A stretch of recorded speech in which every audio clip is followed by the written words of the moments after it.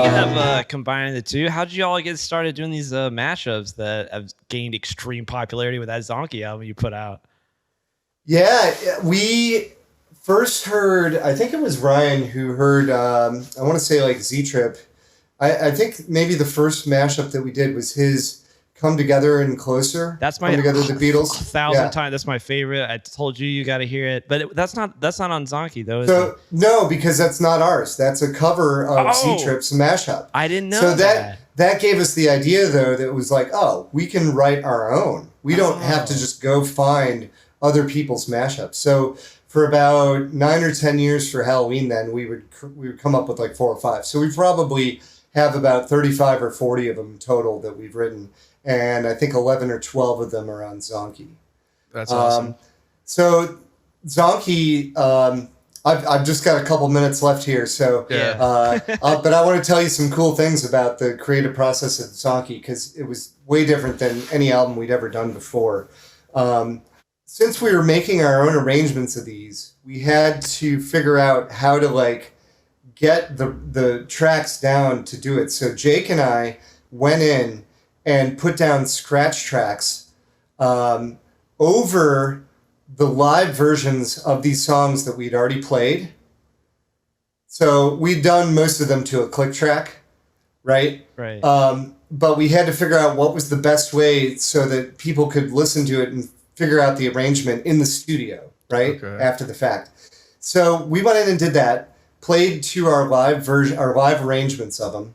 And the big challenge was we felt like with the live arrangements, most of the time we never got them right. It was so hard you had to unlearn parts from a song that you knew so well. Yeah, right. Change it, put something new on, and then think about all these different vocal things that are happening. There was just so much to remember. It was like a huge mind fuck, you know? Yeah. So it was much easier. We're like, okay, if we do this in the studio, we can actually like nail all the stuff, get the vocal harmonies. Like a lot of times we didn't even have enough singers to cover all the parts that we wanted to sing and to do it live, right, you know? And so Jake and I went and recorded all of our parts to it, so enough so that Chris could then go back in and we erased the live stuff. Then Chris went in and put the drums in. And then we added the bass, and then we redid the keys and the guitar on top of that. So good Lord. we recorded it twice, basically. we did record it twice. But the other fun thing was that we went in and we like got super analytical about getting these tones and sounds as spot on as we could, right? So that was really fun to go back and like pick out all these keyboard parts and stuff that I threw in there. And I was just blown away with, for the most part, how simple these ideas were. You know? I know, like, yeah. You think they're so big and crazy, like Hall & Oates or whatever, something like that. Like, you think you'll never be able to learn. And you're like, oh, that's all it is. You're right. It's kind of like you lose that magic when you learn songs sometimes. Yeah, totally.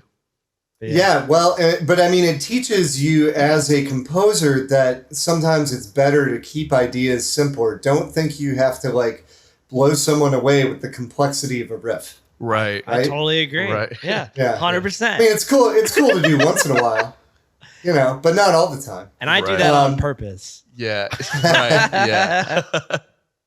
Yeah. But it's funny, like, you know, we were trying to figure out which ones were going to be on the album. I think there might have been one more that we recorded that we didn't use. And, Can't Rock My Dream Face was the one that was like, we were like, I don't know if we should do it or not. And I was like, guys, we definitely got to do it. Like it's, and this was, of course, one of the ones that I had arranged. So I had a little bias involved in it. Yeah. But the funniest part about it now is you go and look on our Spotify and it is our most streamed Spotify track. Good for you. How it works out sometimes. What's the Can't Rock My Dream? What are those two mashups? It's 3. So it's it's Weekend, Can't Feel My Face. That's right. Michael Jackson, Rock With You, and Fleetwood Mac, Dreams. Yeah, that's one of my favorite mashups. Honestly, I know it's probably the most popular one, but yeah, I love that one so much.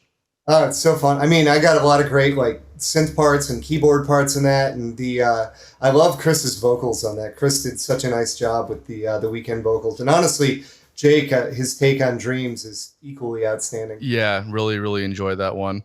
Well, Joe, we'll let you go, man. We know you got to take off. Thank you so much for spending some time with us, and hanging out. We really appreciate it. Yeah, thank you very much. And when is this going to air? I think when's Unbolt happening? I think that weekend.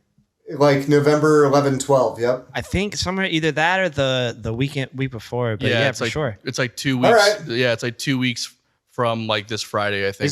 Is there any way you could play us off with Cemetery Walk Part 2? I can do a little of that for you, I think. I can take you out on that. That's my favorite, dude. All right.